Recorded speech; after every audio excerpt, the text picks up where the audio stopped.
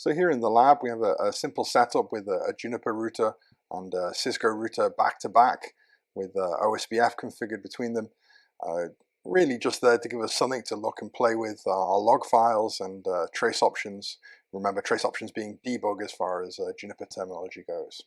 So let's have a quick look at what configuration we've got on each device. So over on the Cisco CR1, unfortunately, the Cisco doesn't give us any option to show running config directly to the router OSPF, so let's do some pipe filtering and begin the output at the OSPF configuration. And the equivalent config over on the Juniper side. So there, life's a bit simpler, so show protocols OSPF. So you can see that both the Juniper and the Cisco have OSPF area 0 up and running. And this is in INET 0 master default routing instance on the Juniper, and again global router OSPF process ID 1 over on the Cisco.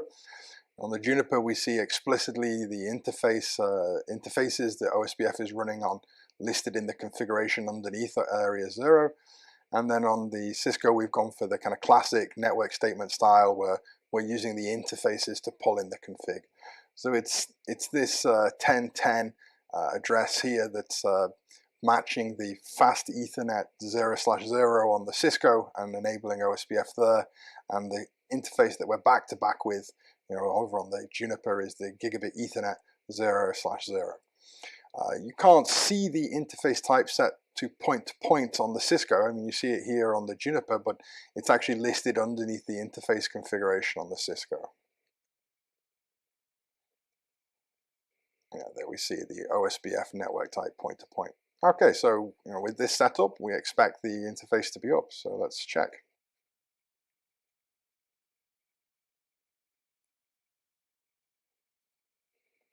All right, looking good. So our gigabit Ethernet 0/0/0 on the Juniper, has a neighbor that's in state full for OSPF, and over here the same subnet, so this fast Ethernet.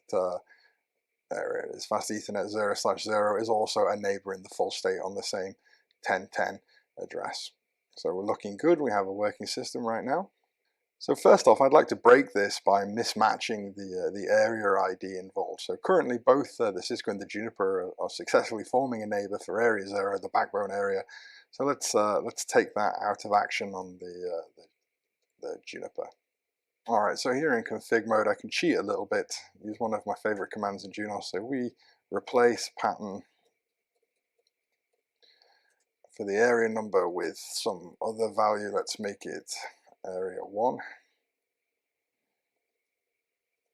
So that replace pattern command, that was run within the context of the candidate's protocol OSPF. So we've only matched within the, made a change.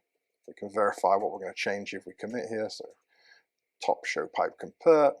Yeah, cool. We'll be swapping out all of this config is going to be removed if we commit, and we're going to replace it with, well, identical config that's just now sat under a renamed area ID. So let's commit that and then see what's happened to our OSPF neighbors. Oh dear, not looking very good at all. So no OSPF neighbors seen on the system.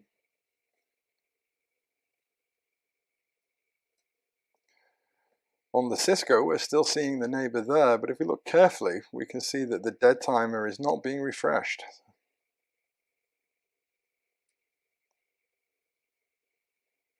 And there we go.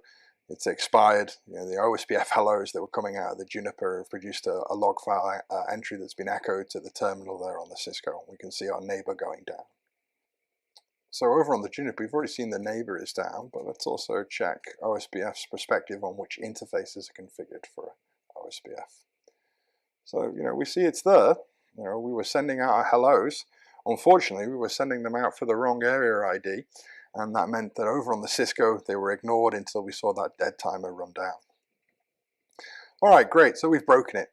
Now let's pretend that we're struggling to actually configure this and we haven't noticed that we've mismatched that area ID. I mean, here we could just play spot the difference, read the Cisco, read the Juniper config, hope eventually it occurs to us that we've mismatched the area number. But we said our objective here is really to have a quick play with the trace options, the debug functionality in Juniper, and see how that could help us realize what the problem is with one of our protocols.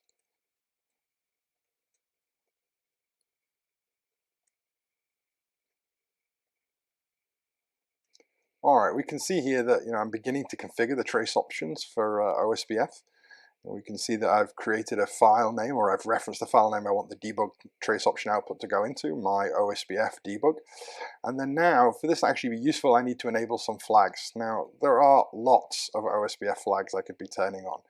I could go crazy and set, flag all detail, but that would give me a large amount of output. OSPF and a number of other protocols really help us out by actually having a flag error. If we give flag error detail, I don't just want errors being flagged to me, I want a detailed explanation of that error. And if I turn that on, there you go, we can see we're adding, actually let's go up a second here in the config. You can see now we're adding trace options, with a file name to log to, some flags to enable, and this is all under protocol OSPF. If I top show pipe compare, you can see that's the only thing I'm going to be adding when I commit. So let's do that.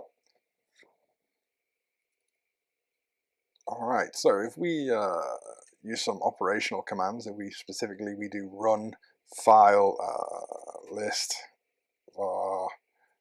log, then I'm going to see, well, lots and lots of log files. This is the equivalent of running ls-l in the Unix shell.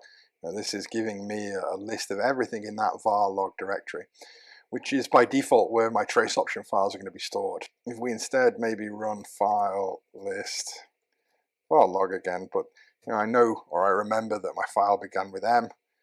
Okay, cool, there we go. I have in that directory my OSPF log. So how can I see that? Just like viewing any system log file, trace options can be viewed by show log. So we do show log my OSPF debug. Bingo, I now have lots and lots of log information pouring out there. Let's just expand that window a second. So what are we seeing here? So I asked for detailed debug.